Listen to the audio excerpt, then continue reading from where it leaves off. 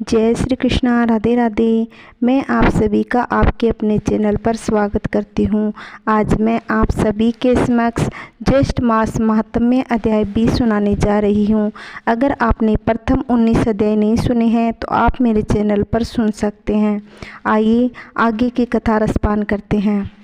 सब ऋषि स्कंद जी से बोले कि हे स्कंद जी, आपने समस्त मोह को नाश करने वाला तथा अत्यंत आश्चर्य को देने वाला ज्येष्ठ मास महात्म्य का आख्यान कहा है। वह योगियों का गम्य सनातन साक्षात परम ब्रह्म शत्रु के संहार के निमित्त एकादशी के प्रभाव से वहां पर आए, जो परम ब्रह्म वचन से भी नहीं कहा जा सकता। इतना कहने पर ऋषि लोग फिर कहने लगे कि हे स्कंद जी, उस राजा पुलिंद ने दुखी होकर फिर क्या किया। स्कंद जी बोले कि हे ऋषियों, वह शोकातुर राजा अपने कुछ बचे हुए सैनिकों को सहित शीघ्र अपने नगर को आया और अपने नगर में राज्यभार को संभाला और शत्रु के पूर्ववासियों के वचन को मन में ध्यान करता हुआ एकादशी के प्रभाव को स्मरण करने लगा, जिसको समय अपने नेत्रों से देखा था।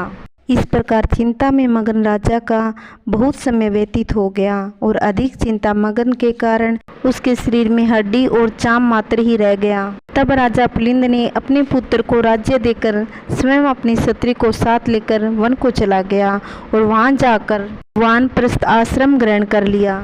वहां वन में राजा पुलिंद को एकादशी के संबंध में प्रश्न करते 12 दिन बीत गए। वह सबसे यही प्रश्न करता कि हे तपोधन, एकादशी की व्रत की क्या विधि है, जो व्रत तीनों लोकों में दुर्लभ, पवित्र और भगवान का अति प्रिय है। अहो आश्चर्य है, मैंने उस एकादशी व्रत का महान आश्चर्यकारी कार्य देखा था, इसमें संशय नहीं है।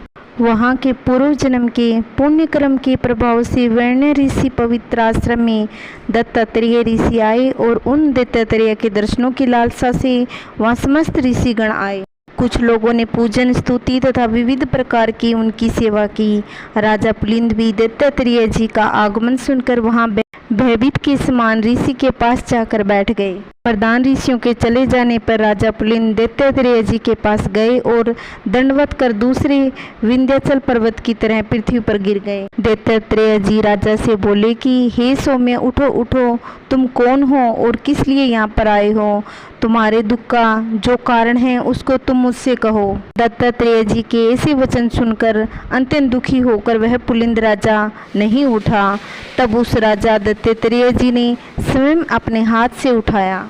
राजा श्रेष्ठ पुलिंद ने उठकर दत्तात्रेय जी को अति सुंदर हृदय जानकर कहा कि हे जगती तल विख्यात राजा पुलिंद हूँ। हे तात, थोड़े ही समय में पृथ्वी मंडल को जीतकर और गरों में आकर मैं सेना सहित राजा प्रचानवही के नगर को आया। वहां जाकर उस विष्णु भक्त राजा के नगर को पीड़ित करने पर कोई ग्रामवासी मेरे पास आया और मुझसे प्रार्थना करने लगा कि आज श्री हरि का पवित्र दिन है, आज और कल 2 दिन के लिए उस राजा के विषय में क्षमा करें, क्योंकि समस्त नगरवासी व्रत में लीन हैं। उस ग्रामवासी की वार्ता सुनकर मैंने गर्व में होकर क्रोध से उससे वचनों का अपमान किया। उसके वचन मेरी बुद्धि और मति को गर्व से न छुड़ा सका। इसके बाद सूर्यास्त हो जाने पर असंख्य विष्णु दूत अनेक रूपों में वहां आकर युद्ध करने लगे। उन विष्णु दूतों ने समुद्र के समान मेरी समस्त सेना को भक्षण कर लिया। अपने प्राण मात्र रह जाने पर हम लोग भागकर अपने नगर में आए। उसी समय मैं अपने राज्य, पुत्र, धन का त्याग कर तामसी वृत्ति का आश्रय लिया। अब आज आपके चरण कमलों के दर्शन करके मैं कृत हो गया।